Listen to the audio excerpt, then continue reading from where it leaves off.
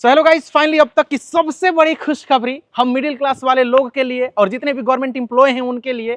जैसे ही budget session शुरू होता है ना, उसके कुछ ही देर बाद हमारे देश की फाइनेंस मिनिस्टर के द्वारा एक स्टेटमेंट आता है और पूरा देश खुश हो जाता है।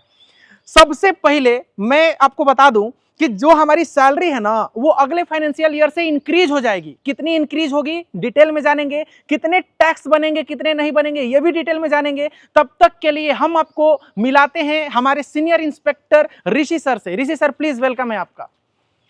सबसे पहले मैं ये जानना चाहता हूँ कि आपको कैसा लगा। यार बहुत अच्छा लगा। जैसे कि अभी 23-24 और 24-25 तक हमारा जो न्यू टैक्स रेजिम के तहत 7,75,000 तक नो टैक्स देना पड़ता था, लेकिन उन्होंने 7,75,000 को बढ़ा के 12,75,000 कर दिया है।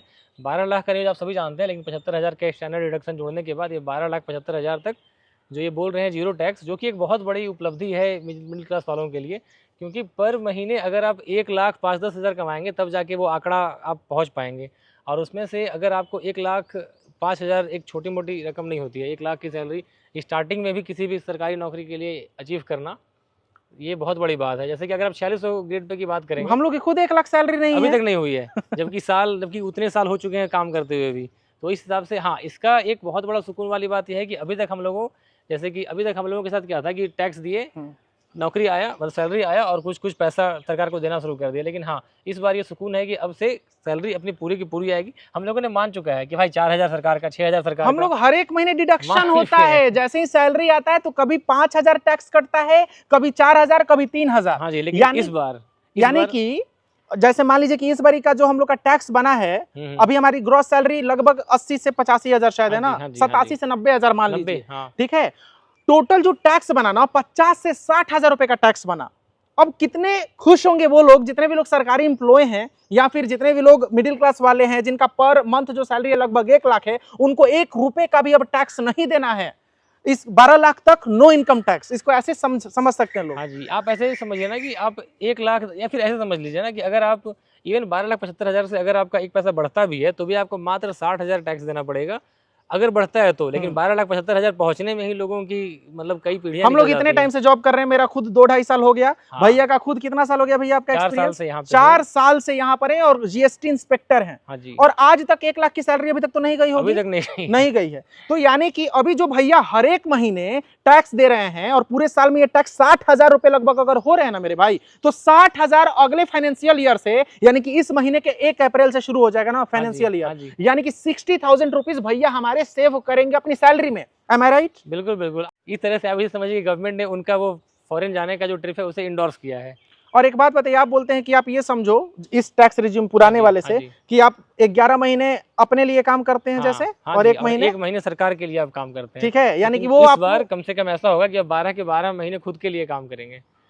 यानी कि भैया कुल मिला के ये इनके कहने का मतलब है भैया का कि आपका जो 60,000 डिडक्शन हो जाता था ना, तो वो सरकार के पास चला जाता था। और इस बार आप आराम से पूरे महीने काम करिए, चाहे आप 2400 ग्रेड पे हैं, 2800 ग्रेड पे हैं, 4600, 4200, कोई भी टैक्स आपका डिडक्ट नहीं होगा मेरे भाई, ठीक है। हम लोगों को कुछ साल तक राहत है भैया। जी बिल्कुल। और सबसे बड़ा मुझे अमृत लग रहा है ना कि ये जो 7,75,000 था ना इस बजट से पहले, तो 7,75,000 का आंकड़ा काफी लोग क्रॉस कर लेते थे, लेकिन 12,75,000 का आंकड़ा क्रॉस नहीं क्रॉस करेंगे भाई। 1 महीना में 1 लाख, 12 महीना में 12 लाख, 1 महीना में 1 लाख वाले समझ रहे हैं आप? हाँ, जबकि 7,75,000 आराम से लोग पहुंच जाते हैं। तो मेरा ये मानना है। और एक चीज मैं आपको बता दूं, जैसे मान लो कि मेरी सैलरी अगर 75,000 आती है और 5,000 इनकम टैक्स कटता है, यानी कि कुछ महीने बाद, यानी कि अप्रैल से जो हमारी सैलरी आएगी ना, 75 और 5 80,000 मिलना शुरू हो जाएगी पूरे। और टैक्स वैक्स का आप कोई टेंशन नहीं लेना है। और आगे भी मुझे लगता है कि 1-2 सालों तक किसी भी तरह, जब तक 8वां पे कमीशन नहीं लागू होगा तब तक हम लोग फायदे में हैं। ठीक है, सोच लो कि टैक्स बचाना है तो 8वां पे कमीशन आप पोस्टपोन करना चाहेंगे, या फिर सैलरी लेनी है तो 8वां पे कमीशन आप चाहते हैं कि जल्दी से जल्दी लग जाए। भाई दोनों कंडीशन में फायदा है, ऐसा नहीं है टैक्स लगेगा भले, लेकिन हाँ सैलरी भी तो बढ़ गया है। जितने भी हमारे भाई जो 2400 ग्रेड पर पे हैं, 2800 पे पर हैं, उनको कुछ साल तक राहत मिलेगा ही, बहुत लंबे समय तक। 8वां पे कमीशन आ भी जाएगा बाद भी। हाँ, और आपको क्या लग रहा है कि मिडिल, अब तो हम लोग गवर्नमेंट एम्प्लॉय हो गए, जितने भी हमारे मिडिल क्लास वाले लोग हैं ना, उनके लिए क्या राहत की खबर है ये बताइए। लाख रुपया इतना आसान नहीं है किसी भी लोअर मिडिल क्लास या फिर मिडिल क्लास वालों के लिए इस आंकड़े को जल्दी से पकड़ पाना। तो लाख रुपया सैलरी एक बहुत बड़ा रकम होता है। लाख रुपया जितने भी लोग कमाते हैं वो ऐसा नहीं कि स्टार्टिंग करियर के स्टार्टिंग दौर में ही मतलब इस आंकड़े को पहुंच जाते हैं, उनको थोड़ा टाइम लगता है। एक अच्छा खासा जब टाइम होता है उसके बाद ही वो लाख रुपये का आंकड़ा पहुंच पाते हैं। तो ये एक राहत की बात है हम सभी के लिए और आप सभी के लिए भी कि आप जल्दी से जल्दी ज्वाइन कीजिए सरकारी नौकरी, प्राइवेट नौकरी। पढ़ते रहिए, ठीक है। और ऐसा नहीं कि केवल हम ही लोग को फायदा है भाई, मिडिल क्लास वाले सारे लोगों को आपके घर फायदा है, वालों को भी, कई लोगों को फायदा हुआ बिल्कुल होगा। फायदा है, ठीक है। 12 लाख कहाँ 7 लाख कहाँ 12 लाख, हाँ। समझ रहे हैं आप लोग।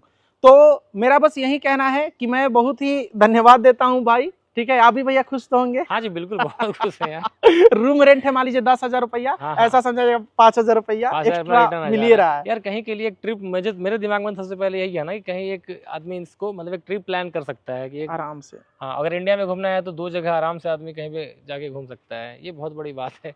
तो इसको पॉजिटिविटी के तौर पर देखिएगा, ठीक है। और 8वां पे कमीशन भैया लागू हो जाएगा, तो आपको क्या लग रहा है सैलरी का क्या पैमाना रहेगा बढ़ने घटने का? यार मुझे लगता है कि हम लोगों के लिए 15-20 हज़ार के अराउंड कुछ बढ़ेगा, ज़्यादा तो मुझे उम्मीद नहीं है, लेकिन हाँ बेसिक हमारी तकरीबन 85 से 90 तक हो जाएगी। ये 4600 ग्रेड पे वालों की मैं बात कर रहा हूँ, वो इसलिए 85 मैं उम्मीद कर रहा हूँ, मतलब हम लोगों की बात कर रहा हूँ, मैं नए ज्वाइनिंग की बात नहीं कर रहा हूँ। क्योंकि डीए तकरीबन अभी 53% है, ये जनवरी में 4% सुनने को आया, 57, फिर से जुलाई में 60, फिर 63, तो तकरीबन 63% का डीए अगर आप 45,000 में 63% जोड़ेंगे तो तकरीबन ये आंकड़ा 85 के आसपास पहुंचता है, 45, हाँ 85 के आसपास। तो मुझे इसके हिसाब से लगती है कि 90,000 के आसपास बेसिक बन जाएगी 4600 वालों की, 4600 ग्रेड पे वालों की। लेकिन सबसे बड़ी बात यह है कि अभी जो हमारा इंक्रीमेंट लगता है या फिर डीए मिलता है, वो मिलता है 44,900 पे 4600 वालों का। ये जब एक बार पे कमीशन आ जाएगा तो ये 90,000 पे जो आपको अगर इंक्रीमेंट मिलेगा या डीए मिलेगा तो एक बहुत बड़ा फासला होगा। जैसे कि डीए बढ़ेगा 4%, तो कहाँ अगर किसी का, जैसे कि मेरा 50,500 बेसिक है, तो 50,500 का अगर 4% जोड़ूंगा तो ये तकरीबन 2,100 के आसपास वैसे कुछ मतलब मुझे मतलब मिलेगा डीए का फ़ायदा जनवरी से। लेकिन वही जब मेरी बेसिक 90,000 हो जाएगी, अगर मैं ऐसा उम्मीद करता हूँ, तो 90,000 का 4% तो 3,800 के आसपास। तो ये जो फासला है ना पे कमीशन आने के बाद, कि ये जो सीधा जो ईयरली इंक्रीमेंट है, इसमें एक बहुत बड़ा उछाल आएगा, ये देखने को मिलेगा। ये बहुत बड़ा उछाल आएगा, क्योंकि बेसिक 50%, 50,000 कहाँ बेसिक 90,000, तो ये बहुत बड़ा उछाल आएगा ईयरली इंक्रीमेंट में। इसलिए सरकार अगर शुरुआत में ज़्यादा हाइक ना भी दे तो ईयरली इंक्रीमेंट में इसका काफ़ी फायदा मिलता है, अगर वो जितना ज़्यादा बेसिक जितना ज़्यादा कर दे।